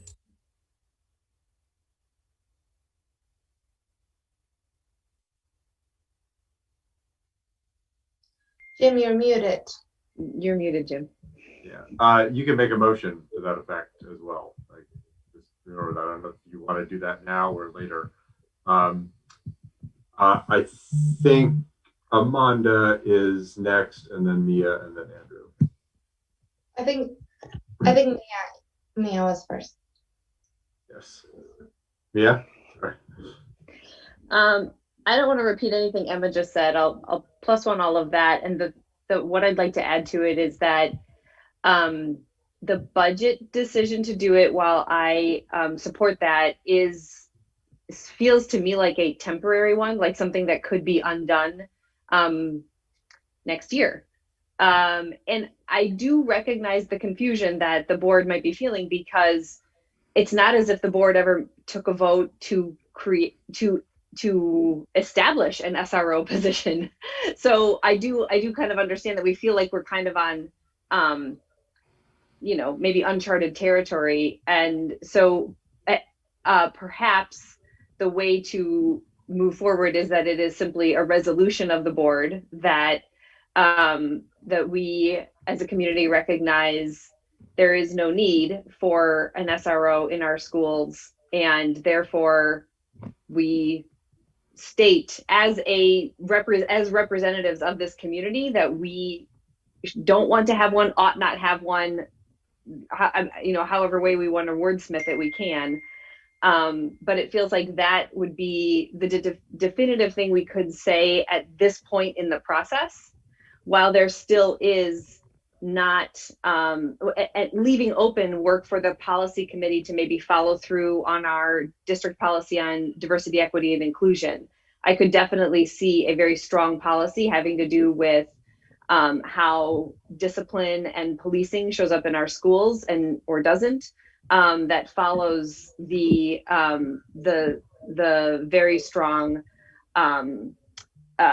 lead of policy F22, and that can be further down the road. But I definitely would say for tonight we need to make a statement that recognizes the work and recognizes the where we are all at as a board. I'm ready to make that motion, though I don't know, as you can probably tell, don't exactly have the wording exactly right, but I also wanted to leave space for those who have their hands raised. I believe Amanda is next. Yeah, so, well, first, I'm just gonna say that I'm so proud of the community today. 3 years ago, we raised the Black Lives Matter flag. Yesterday, we raised it again as the anniversary. For those of you that didn't know, alum and current students of the Racial Justice Alliance worked hard to get the Black Lives Matter flag flown again. We did a run. We started a move and read for Black Lives thing where you can sign up, and I will send that information later. But we are like making it out of a priority to make sure that our Black families are really welcome, that our LGBTIQ students are really welcome. So today I want to honor all the work that was done by all the community members in Montpelier, by those who filled out surveys, by those who made phone calls, by those that were concerned, by those who learned and changed their hearts. And I, with that, say, want to make a motion to remove the SRO position permanently from the district and begin the process of replacing the critical functions and increasing safety of MRSPS students. So that's my motion. And that's what I have. Second. Right, me a second. That moves us to. Can you, Amanda? Can you just repeat the motion part, just because my internet cut out, and I want to make sure I hear the whole thing. The accent, huh? Kidding. I move to remove the SRO position permanently from the MRPS district and begin the process of replacing the critical function and increasing safety of MRPS students.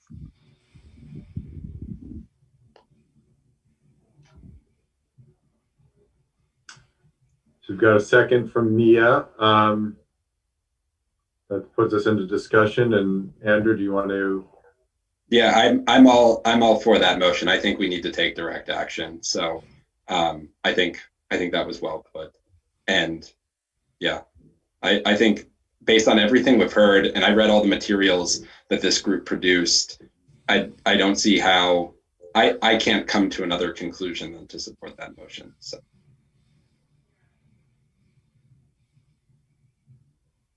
Great. Any other discussion? Jill. Yeah, and I want to be really clear. I was in no way suggesting that we not. I was more literally, I'm a kind of a black and white person. I literally was wondering what resolution I was going to be voting on. So now I know, and I third it. Thank you. Amanda, is your hand up, or is that from previously? That's from before. All right. Any other discussion?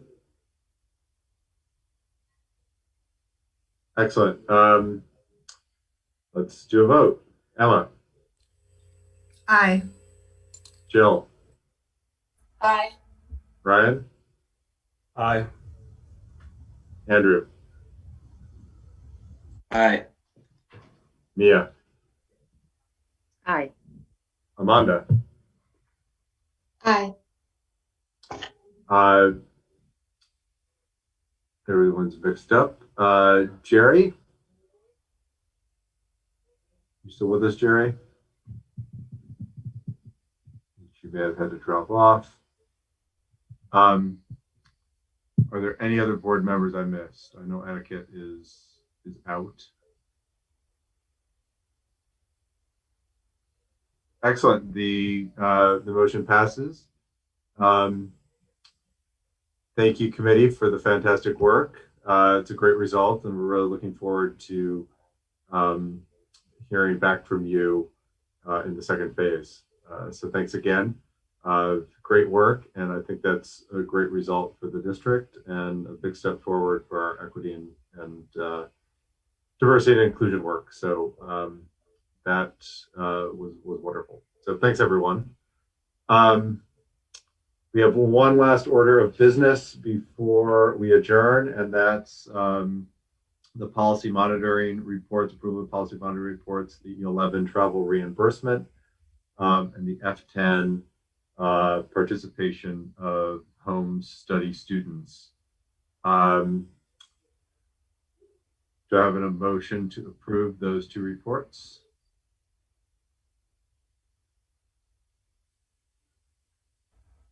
I move that we approve the monitoring policy reports in our packet.